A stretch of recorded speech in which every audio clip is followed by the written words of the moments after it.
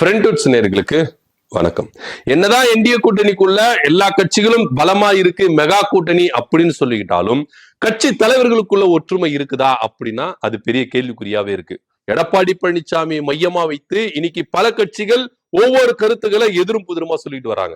Edappadi Palaniswami versus பாஜக, Edappadi Palaniswami versus AMMK, Edappadi Palaniswami versus Anbumani அப்படின்ற ஒரு ரேஞ்சுக்கு தான் இன்னைக்கு கூட்டணிக்குள்ள இருக்கிற கட்சியினுடைய நிலைப்பாடாவும் இருக்கு.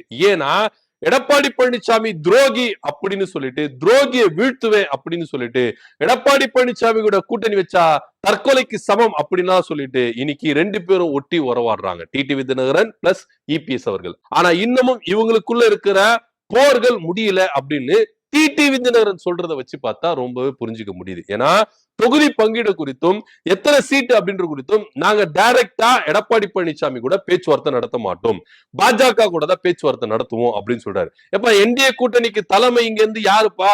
எடப்பாடி பழனிசாமி தானே. அப்ப அவர் தலைமையில தானே கூட்டணி பேச்சுவார்த்தைகள், தொகுதி பங்கீடுலாம் அவரு கூட தானே நடக்கணும். ஏன் அவர் கூட பேச மாட்டீங்க அப்படின்னா பாஜக தான் எங்களுக்கு கூட வந்து என்ன பண்ணுச்சு, அழுத்தம் கொடுத்து உள்ள கொண்டு வந்துருச்சு. அதிமுக பாஜக கூட கூட்டணி வச்சிருக்கலாம், ஆனா நாங்க பாஜக கூட தான் கூட்டணி வச்சிருக்கிறோம். அதனால அவங்க மூலியமா தான் நாங்க என்ன பண்ணுவோம், பேரத்தை நாங்க பேசுவோம், சீட்டு பேரத்தை நாங்க பேசுவோம், எடப்பாடி பழனிசாமி கூட பேச மாட்டோம் அப்படின்னு சொல்லிட்டு டோரை க்ளோஸ் பண்ணிட்டாரு. இதுல இருந்து என்ன தெரியுது அப்படின்னா கூட்டணிகளுக்குள்ள கட்சிகள் ஒன்றிணைந்தாலும் இங்க தலைவர்கள் ஒன்றிணையில. இது மெகா கூட்டணி இல்ல, சுயநலவாதி கூட்டணி அப்படின்றது ரொம்ப தெளிவா தெரியுது.